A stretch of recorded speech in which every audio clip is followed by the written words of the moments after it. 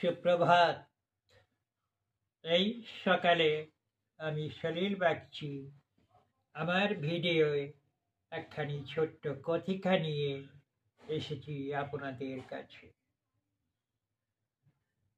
আপনারা সেই কথিকাখানি দেখুন, শুনুন স্মিথ গাঙ্গুলি প্রোফাইলে। কথিকাটির নাম ছাড় পোকা। এবার সেই কথিকার কথকতা একটু আপনাদের শোনাই।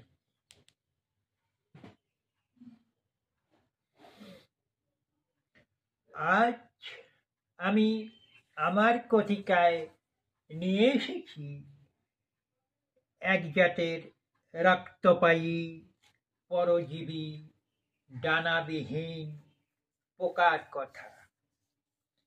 এদের দেখতে কিছুটা ডিম্বাকৃতি, কালচে লাল বাদামি ধরনের।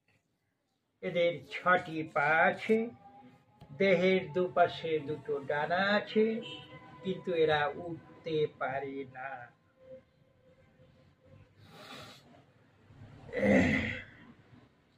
এদের নাম হলো ছাড় পোকা।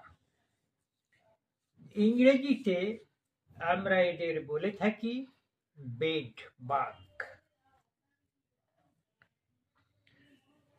তবে এরা নিশাচর শ্রেণীভুক্ত না হলেও মনে হয় এরা কিছুটা নিশাচরও বটে, কারণ রাত্রিবেলা এরা জেগে মানুষের রক্ত খায়।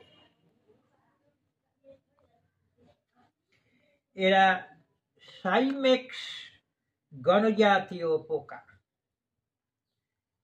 ছাড় পোকা 6 মাস থেকে 12 মাস বেঁচে থাকে।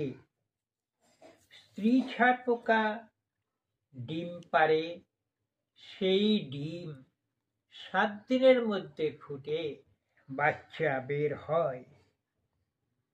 এরা আমাদের দেহে যেখানে রক্ত খায় সেখানে ফোস্কা মতো পড়ে এবং সেই ফোস্কার মধ্যে রস জমে, তারপরে সেটা শুকিয়ে যায়, কিন্তু বিষাক্ত নয়।